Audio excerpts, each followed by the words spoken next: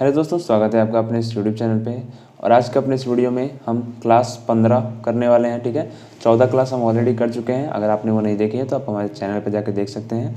इस वीडियो में हम त्रिभुज, वृत्त, आयत, वर्ग के बारे में देखने वाले हैं। इनकी अवधारणाओं को देखेंगे और इनके अंगों को देखेंगे, किन किन से मिलकर ये बने होते हैं। बहुत ही इंपॉर्टेंट चैप्टर है क्योंकि इससे हमारा बेसिक तैयार हो जाता है। ये एक ऐसा चैप्टर है जिससे आपका टेट हो गया, सुपर टेट हो गया या डीएलएड का कोई भी सेमेस्टर हो गया, सेकंड हो, थर्ड हो, फोर्थ हो या फर्स्ट हो, सब में इससे क्वेश्चंस आते ही आते हैं एग्ज़ाम में। ठीक है, तो इसकी बेसिक्स आपको समझना बहुत ज़रूरी है। तो ये वीडियो आपके लिए बहुत इंपॉर्टेंट होने वाला है, बहुत ध्यान से देखिएगा। वीडियो को शेयर ज़रूर कीजिएगा, अगर आपको पसंद आते हैं तो वीडियो को लाइक ज़रूर कीजिएगा और बहुत ही ध्यान से वीडियो को देखिएगा और नोट्स ज़रूर बनाइएगा। ठीक है, तो चलिए शुरू करते हैं। तो सबसे पहले हम देखने वाले हैं त्रिभुज के बारे में। ठीक है, हम समझेंगे कि त्रिभुज होता क्या है, त्रिभुज के क्या क्या अंग होते हैं। देखिए, जैसे कि हम जानते हैं, तीन भुजाओं से मिलकर बनी बंद आकृति को हम क्या कहते हैं? त्रिभुज कहते हैं। ठीक है, तो त्रिभुज में सबसे पहली बात, इसको हमने ए मान लिया, इसको बी मान लिया और इसको सी मान लिया। तो सबसे पहली बात, त्रिभुज में तीन भुजाएं होंगी। कौन सी होंगी? ए बी, बी सी और सी ए बी, बी सी और सी ए, ये तीन तो इसमें भुजाएं होती हैं। ठीक है, अब इसमें एक आधार होता है। ठीक है, ये क्या हो गई? इसकी भुजाएं हो गई। ठीक है, और इसका आधार इसमें क्या होता है? बी सी जो होता है वो आधार कहलाता है। ठीक है, इसमें शीर्ष कोण होता है। ठीक है, शीर्ष कोण जो कि यहाँ पे क्या है? ए है। ठीक है, ए यहाँ पे शीर्ष कोण है। तो या तो आप ए कह सकते हैं कि एंगल ए, या फिर आप कह सकते हैं एंगल बी ए सी, क्योंकि अगर किसी कोण को दर्शाना होता है तो हम ऐसे दर्शाएंगे बी ए सी। तो यहाँ पे हम, इसका मतलब होता है कि यहाँ पे हम इस एंगल की बात कर रहे हैं। इसमें दो आधार कोण होते हैं। ये बात करें आधार कोणों की, तो दो आधार कोण होते हैं, एक बी होता है एंगल बी और एक एंगल सी होता है। ठीक है, जैसे कि आपने देखा, ये त्रिभुज के कुछ अंग होते हैं। अब हम बात करते हैं माध्यिका की। ठीक है, माध्यिका क्या होती है? त्रिभुज के शीर्ष पे, उसके सामने वाली भुजा पे डाला गया लंब, वो भी किस पे? ऐसे बिंदु पे जो सामने वाला जो भुजा होती है उसको दो बराबर भागों में बांट दे। तो त्रिभुज के शीर्ष से उसके सामने वाली भुजा के ऐसे बिंदु पर जो सामने वाली भुजा को दो बराबर भागों में बांट दे पर डाला गया जो लंब होता है, इसे क्या कहते हैं? हम माध्यिका कहते हैं। इसको हम यहाँ पे डी मान लेते हैं। तो यहाँ पे ए डी क्या है? इसकी माध्यिका है।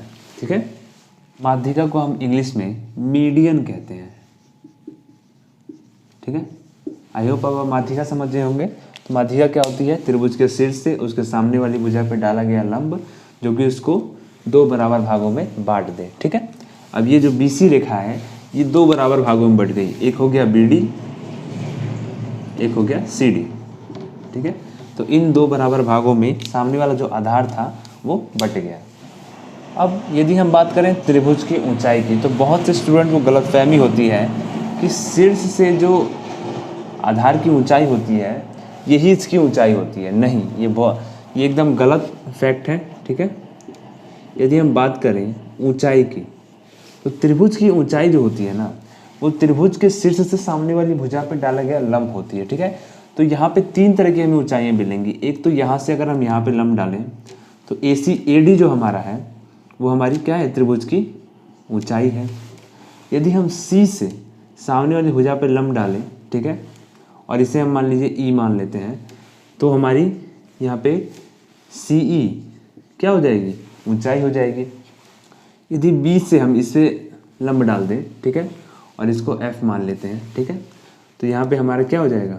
जो BF है वो हमारी ऊंचाई हो जाएगी। तो ऊंचाई की परिभाषा आप इस तरह से दे सकते हैं कि त्रिभुज के किसी शीर्ष से उसके सामने वाली भुजा पर डाला गया जो लंब होता है वो त्रिभुज की ऊंचाई कहलाती है। तो कभी भी आप याद रखिएगा कि सिर्फ यही त्रिभुज की ऊंचाई नहीं होती है, किसी भी शीर्ष से आप सामने वाली भुजा पर लंब डालेंगे तो वो त्रिभुज की ऊंचाई कहलाएगी। आई होप आप इस फैक्ट को समझ गए होंगे। अब हम बात करते हैं त्रिभुज के बहिष्ठ कोण के। क्या होता है त्रिभुज का बहिष्ठ कोण? तो मान लीजिए ये एक त्रिभुज है, ठीक है, ये यहाँ पे हो गया ए, ये बी हो गया और ये सी हो गया, ठीक है। यदि बी सी रेखा जो है उसको हम यहाँ पे बढ़ा दें इतना, ठीक है, तो यहाँ पे जो एंगल बनेगा ना वो हमारा क्या कहलाएगा? त्रिभुज का बहिष्ठ कोण, यानी बाहर वाला कोण, ठीक है। और यदि बी ए जो रेखा है उसको हम यहाँ पे सीधा बढ़ा दें तो यहाँ पे जो एंगल बनेगा वो हमारा क्या कहलाएगा? बहिष्ठ कोण कहलाएगा, ठीक है। तो आप जैसे देख सकते हैं जब हम किसी की रेखा को आगे बढ़ाते हैं तो यहाँ पे जो बाहर की तरफ कोण बनते हैं वो हमारे बहिष्ठ कोण कहलाते हैं, ठीक है। तो चलिए अब हम बात करते हैं त्रिभुजों के वर्गीकरण के बारे में। तो त्रिभुजों को दो प्रकार से वर्गीकृत किया जाता है, एक तो भुजाओं के आधार पर किया जाता है और एक कोणों के आधार पर किया जाता है, ठीक है। तो पहला हम भुजाओं के आधार पर देख लेते हैं, ठीक है। भुजाओं के आधार पे त्रिभुजों को तीन भागों में बांटा जाता है, ठीक है। पहला है समबाहु त्रिभुज, समबाहु त्रिभुज, ठीक है। दूसरा जो है वो है समद्विबाहु त्रिभुज,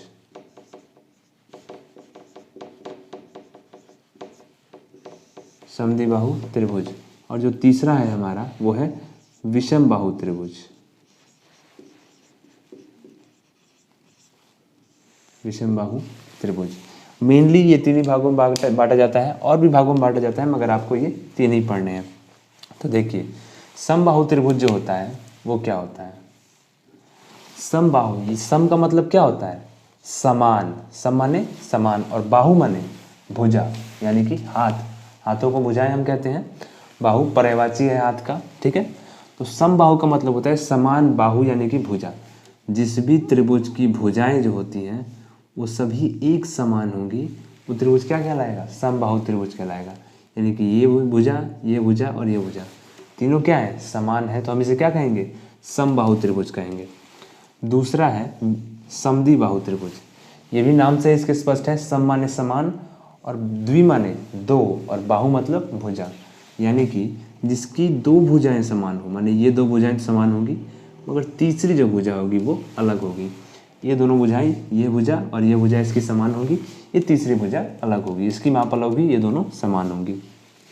अब हमारा तीसरा है विषम बाहु त्रिभुज। जैसे कि नाम से स्पष्ट है, विषम यानी कि अलग अलग और बाहु माने भुजाएं, यानी कि ऐसा त्रिभुज जिसकी तीनों भुजाएं अलग अलग हों, अलग अलग माप की हों। अगर ये 3 है तो ये 4 है, ये 5 है, चाहे कोई भी है, माने तीनों अलग अलग होनी चाहिए।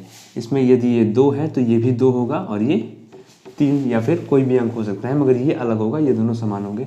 इसमें यदि ये 2 है तो ये भी 2 होगा और ये भी 2 ही होगा, क्योंकि ये समबाहु त्रिभुज है। ये समबाहु, समद्विबाहु और विषम बाहु। तो आई होप इन तीनों को आज समझ गए होंगे क्या होता है समबाहु, समद्विबाहु और विषम बाहु त्रिभुज। तो ये हमारी भुजाओं के आधार पर होते हैं। अब हम कोणों के आधार पर देख लेते हैं कि त्रिभुज कितने होते हैं। कोणों के आधार पर त्रिभुज जो होते हैं वो 3 तरह के होते हैं। पहला जो होता है वो होता है न्यून कोण त्रिभुज,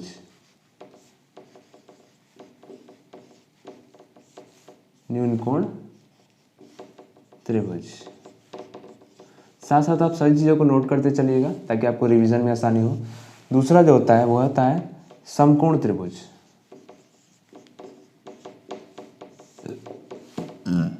तीसरा जो हमारा होता है वो होता है अधिक कोण त्रिभुज। अगर आपने हमारी कल की क्लास देखी होगी मैथ की, जिसमें हमने कोणों के बारे में बताया था, तो आपको ये नाम से ही स्पष्ट हो जा रहा होगा कि तीनों त्रिभुज कैसे होते होंगे। देखिए पहला है न्यून कोण त्रिभुज। तो न्यून कोण त्रिभुज का मतलब ये होता है जिस भी त्रिभुज में तीनों एंगल जो है वो 90 से कम हो, ठीक है। जैसे कि हमने कल बताया भी था न्यून कोण त्रिभुज के बारे में। तो ये जो तीनों एंगल होंगे ये क्या होंगे? 90 से कम होंगे, यानी कि ये 45 हो, चाहे ये भी जो भी हो या ये कुछ भी हो सकता है, मगर 90 से कम होने चाहिए तीनों। तो उसे हम क्या कहेंगे? न्यून कोण त्रिभुज कहेंगे। मान लीजिए आपके एग्जाम में सवाल ऐसे पूछ देगा, ये 45 दे देगा, ये मान लीजिए 84 दे दिया, और ये पूछ देगा, या फिर ये भी कोई माप यहाँ पे दे देगा, मान लीजिए 90 से कोई भी अंक दे देगा, 87 चाहे कुछ भी दे देगा, और पूछेगा कि ये बताइए कौन सा त्रिभुज है। ऑप्शन दिया रहेगा न्यून कोण है, समकोण त्रिभुज, अधिक कोण, या इनमें से कोई नहीं। ठीक है, तो ये ऐसे क्वेश्चन आपसे पूछ सकता है। ठीक है, हालांकि आप एक चीज़ याद रखिएगा कि त्रिभुज के तीनों कोणों का योग जो होता है ना वो 180 डिग्री होता है। ठीक है, त्रिभुज के तीनों कोणों का योग 180 होना चाहिए। ठीक है, और इन अगर दिया रहेगा इनमें से कोई नहीं तो वही ऑप्शन सही हो जाएगा, क्योंकि 180 डिग्री अगर तीनों का माप नहीं है तो वो त्रिभुज नहीं बनेगा। चलिए अब हम अगला देखते हैं समकोण त्रिभुज। तो समकोण त्रिभुज का मतलब ये होता है कि जिस त्रिभुज में एक कोण जो हो वो 90 डिग्री का होना चाहिए। ठीक है, कोई भी एक कोण हो, ये हो चाहे ये हो चाहे ये हो, कोई एक कोण 90 डिग्री का हो तो त्रिभुज क्या कहलाएगा? समकोण त्रिभुज कहलाएगा। ठीक है, अधिक कोण त्रिभुज देख लेते हैं। अधिक कोण त्रिभुज में कोई एक त्रिभुज या कोई एक एंगल जो होता है वो 90 से अधिक होना चाहिए। ठीक है, कोई भी एक एंगल आप मान लीजिए उसे क्या होना चाहिए? 90 से अधिक होना चाहिए। ये तो यहाँ पे होता तो 90 होता और 90 से हमने बढ़ा दिया तो ये क्या हो गया? 90 से अधिक हो गया। इसका मतलब ये क्या हो गया? हमारा अधिक कोण त्रिभुज बन गया। तो हमने न्यून कोण देख लिया, इसके तीनों कोण 90 से कम हो। ठीक है, समकोण त्रिभुज में एक कोण जो होगा वो 90 डिग्री के बराबर होना चाहिए और अधिक कोण त्रिभुज में कोई एक कोण 90 से अधिक होना चाहिए। ठीक है, तो आप कोणों के आधार पे त्रिभुजों को समझ चुके होंगे। इन सब चीज़ों को आप साथ साथ नोट करते चलिएगा ताकि आपको रिवीजन में आसानी हो, और इसमें से क्वेश्चन डेफिनेटली आना ही आना है। 2 से 3 या फिर ज़्यादा भी नंबर के क्वेश्चन आपके आ सकते हैं, क्योंकि बहुत इंपॉर्टेंट चैप्टर है। तो आप इसे मिस ना कीजिएगा, इसको साथ साथ नोट्स बनाते चलिएगा।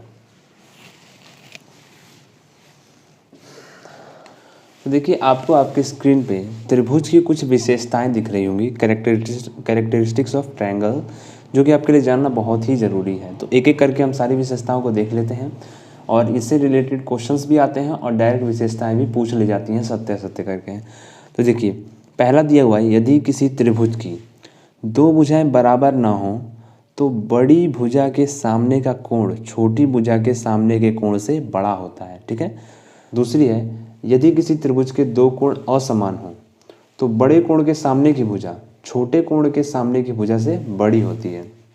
ठीक है, तीसरा है, किसी त्रिभुज की 2 भुजाओं का योगफल सदैव तीसरी भुजा से बड़ा होता है।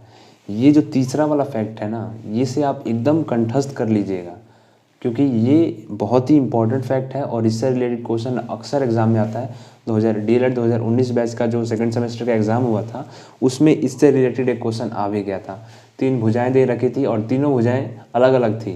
ठीक है, तो कोई भी पहली नज़र में देखेगा तो उसको लगेगा कि ये कौन सा त्रिभुज है? विषम बाहु त्रिभुज है, परंतु वो आंसर गलत था, क्योंकि तीनों भुजाएं ऐसी दी हुई थी कि वो 2 भुजाओं का जो योग हो रहा था वो तीसरी भुजा से बड़ा नहीं हो रहा था। ठीक है, तो उसका एक ऑप्शन दिया हुआ था कि त्रिभुज बनाना संभव नहीं होगा, तो किसी ने भी उस पर ध्यान नहीं दिया, क्योंकि सबको पहली नज़र में यही लगा कि ये एक विषम बाहु त्रिभुज है। तो सबने उसी पे, अधिकतर लोगों ने ऑप्शंस पे लगाया था, मगर वहाँ पे त्रिभुज बनाना संभव नहीं था।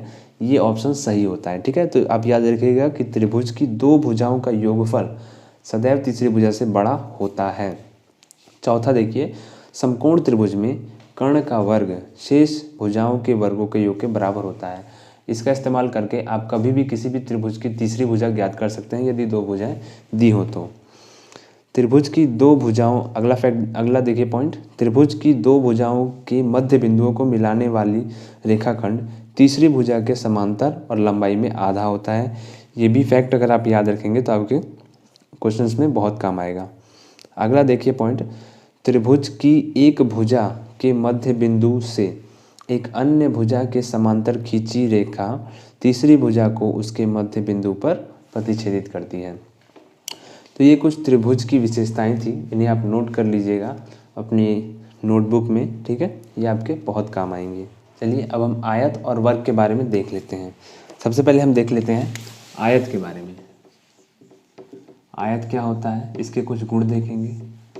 इसे हम इंग्लिश में रेक्टेंगल कहते हैं। क्या होता है आयत? तो आयत का यदि हम चित्र बनाएं तो इस तरह से हम बनाएंगे। ठीक है, आयत की क्या क्या विशेषताएं होती हैं? पहली बात तो इसका जो प्रत्येक कोण होता है वो 90 डिग्री का होता है। ठीक है, इसके जो चारों कोण होते हैं वो 90 डिग्री का होगा। ठीक है, आयत के चारों कोणों का यदि हम योग निकालें तो 360 डिग्री होता है। ठीक है, आयत में सम्मुख कोण जो होते हैं, माने आमने सामने के जो कोण होते हैं, ये कोण, ये कोण, ये कोण, ये कोण, ये दोनों बराबर होते हैं। ठीक है, जितना ये कोण होगा उतना ही ये कोण होगा, जितना ये होगा उतना ही ये होगा, यानी कि सारे ही 90 डिग्री कोण होते हैं। आयत की सम्मुख भुजाएं समान होती हैं, यानी कि ये भुजा जो होती है इसके बराबर होती है, ये भुजा इसके बराबर होती है। यदि ये 5 दिया है तो आप आंख बंद करके कह सकते हैं कि ये भुजा भी 5 ही होगी। यदि ये 2 दिया हुआ है तो ये भी 2 ही होगा। ठीक है, सम्मुख भुजाएं बराबर होती हैं। एक बात और, मान लीजिए कि ये हमने आयत बनाया यहाँ पे, तो यदि ये इसका विकर्ण है, ठीक है, ये थोड़ा तिरछा बन गया, इसको हम थोड़ा सीधा बना लेते हैं। यदि ये विकर्ण है और एक ये दूसरा विकर्ण, ठीक है, आमने सामने की भुजाओं को यदि हम मिलाते हैं तो उसे हम क्या कहते हैं, विकर्ण कहते हैं। ठीक है, ये हमने 2 विकर्ण खींच दिया। तो जो आयत के विकर्ण होते हैं वो परस्पर समद्विभाजित करते हैं। इसका मतलब ये होता है कि यदि उस पूरे की लंबाई यदि 6 है, यानी कि मान लीजिए हम इसे A, B, C और D मान लेते हैं, तो ये जो AC की माप है, AC की लंबाई है, यदि 6 सेंटीमीटर है मान लीजिए, ठीक है, तो यदि इसे जब समद्विभाजित करेगा ये वाला विकर्ण, तो हम मान सकते हैं कि अगर ये इस बिंदु को हम O मान लें, ठीक है, तो यदि हम AO की लंबाई पूछें तो क्या होगी, 3 सेंटीमीटर होगी। ठीक है, और OC की लंबाई पूछें यदि, या CO की लंबाई पूछें तो वो भी 3 सेंटीमीटर ही होगी। ठीक है, ये भी 3 होगी यहाँ पे और ये भी 3 होगी। ठीक है, क्योंकि जो विकर्ण होते हैं वो परस्पर समद्विभाजित करते हैं। ठीक है, तो ये जो विकर्ण है इसको समद्विभाजित कर देगा, तो यहाँ से यहाँ इसकी लंबाई 3 और यहाँ से यहाँ इसकी लंबाई 3 सेंटीमीटर की हो जाएगी। याद रखिएगा कि आयत के विकर्ण परस्पर समद्विभाजित करते हैं। आयत का प्रत्येक कोण 90 डिग्री का होता है, सम्मुख भुजाएं बराबर होती हैं। ठीक है, ये सब जो फैक्ट है आप आयत के बारे में याद रखिएगा। अब हम वर्ग देख लेते हैं, वर्ग क्या होता है। तो चलिए अब हम वर्ग देख लेते हैं। वर्ग, इसे इंग्लिश में हम स्क्वायर कहते हैं। ठीक है, क्या होता है वर्ग, देखिए वर्ग को हम इस तरह से बनाएं, यदि ऐसे और ये ऐसे तो ये एक ABCD एक वर्ग है। ठीक है, वर्ग की क्या विशेषताएं होती हैं कि वर्ग की जो चारों भुजाएं हैं वो एक समान होती हैं। आयत में हमने क्या देखा था कि खाली सम्मुख भुजाएं एक समान थी, इसकी चारों भुजाएं एक समान होती हैं। प्रत्येक कोण क्या होता है, 90 डिग्री का होता है। ठीक है, प्रत्येक कोण क्या होगा, 90 डिग्री का होगा। विकर्ण जो होते हैं, जैसे इस पे आप इस पे खींचे और इससे यदि इसको मिलाएं तो विकर्ण क्या करते हैं, परस्पर समद्विभाजित करते हैं। जैसे कि अभी हमने आयत में देखा था कि विकर्ण जो है एक दूसरे को क्या कर रहे थे, परस्पर समद्विभाजित कर रहे थे, वैसा ही वर्ग में भी होता है। ठीक है, यदि आप कहेंगे तो हम वर्ग के, आयत के या फिर वृत्त के जितने भी फॉर्मूलेज होते हैं वो सब भी आपको लिखवा देंगे और फॉर्मूलों के बारे में बता भी देंगे। यदि आप कहेंगे कमेंट में तो हम अगली वीडियो में इसको डिटेल में डिस्क्राइब कर देंगे। तो फिलहाल आप इतना जानिए वर्ग के बारे में कि वर्ग क्या होते हैं, चारों भुजाएं समान होती हैं, प्रत्येक कोण 90 डिग्री का होता है और विकर्ण परस्पर समद्विभाजित करते हैं। ये विकर्ण वाला फैक्ट आप जरूर याद रखिएगा कि विकर्ण परस्पर समद्विभाजित करते हैं। तो चलिए फ्रेंड्स, अब हम वृत्त के बारे में देख लेते हैं कि वृत्त क्या होता है। वृत्त जिसे इंग्लिश में सर्कल कहते हैं, कुछ इस तरह का बनाया जाता है, गोल होता है। ठीक है, यहाँ पे ये जो ये है, मान लीजिए जैसे O बिंदु हम मान लेते हैं, ये वृत्त का केंद्र कहलाता है, जो एकदम सेंटर में होता है वृत्त के। यहाँ से इसके परिधि जो है उसकी लंबाई एकदम समान होगी, कोई भी आप रेखा खींचिए। ठीक है, केंद्र से परिधि को यहाँ पे जब हम मिलाते हैं तो इस दूरी को हम क्या कहते हैं, त्रिज्या R से डिनोट करते हैं। त्रिज्या को हम R से दर्शाते हैं और केंद्र से परिधि के बीच की दूरी जो होती है वो त्रिज्या कहलाती है। सिर्फ यहाँ ही नहीं, अगर आप यहाँ खींचें, यहाँ खींचें या कहीं भी खींचें, वो इसकी क्या कहलाएगी, त्रिज्या ही कहलाएगी।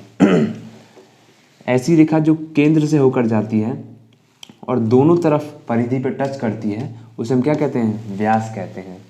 जीवा किसे कहते हैं, जो वृत्त की परिधि को दोनों तरफ टच करती है उसे हम जीवा कहते हैं। और जो व्यास होती है वो वृत्त की सबसे बड़ी जीवा होती है। जो व्यास है वो भी एक तरह की जीवा ही है, क्योंकि ये भी तो इस परिधि को यहाँ से टच कर रही है। ठीक है, यहाँ पे यहाँ से टच कर रही है दोनों तरफ, ये भी जीवा ही है। मगर इसे व्यास भी कहते हैं। तो व्यास वृत्त की सबसे बड़ी जीवा होती है। ये फैक्ट आप याद रखिएगा, नोट करके लिख लीजिए कि व्यास जो होती है वृत्त की सबसे बड़ी जीवा होती है। और जीवा हम कहीं भी खींच सकते हैं, यहाँ पे जीवा खींच सकते हैं, ये भी हमारी जीवा है, ये भी जीवा है, बस दोनों तरफ की परिधियों को टच करनी चाहिए। और परिधि क्या होती है, वो जो ये बाहर का ये आप भाग देख रहे हैं राउंड वाला, इसे हम वृत्त की परिधि कहते हैं। ठीक है, तो ये थी वृत्त से रिलेटेड कुछ इंपॉर्टेंट बातें। अब अपने अगले वीडियो में हम इस वीडियो को यहीं पे रहने देते हैं। अपने अगले वीडियो में हम कुछ क्वेश्चन जो प्रीवियस ईयर में पूछे गए हैं वृत्त से रिलेटेड वो देख लेंगे, या फिर इस चैप्टर में कौन से क्वेश्चन पूछे जाते हैं वो सभी हम देख लेंगे। कुछ आयत के वर्ग के फॉर्मूले भी हम देख लेंगे, उन पे बेसिस कुछ क्वेश्चन देख लेंगे। तो आपको ये अगला ये जो पूरा टॉपिक है ये कुछ अच्छे से और कंफर्म हो जाएगा। ठीक है, और उसी वीडियो में हम थोड़ा बहुत आगे वाले चैप्टर भी वो भी पढ़ लेंगे। तो आई होप आज का वीडियो आपको पसंद आया होगा। अगर वीडियो पसंद आया हो तो वीडियो को लाइक करना और शेयर करना आप मत भूलिएगा। आपके शेयर, व्यूज़, लाइक्स से बहुत मोटिवेशन मिलता है और इंटरेस्टिंग वीडियोस बनाने का मन करता है। तो थैंक्स अ लॉट।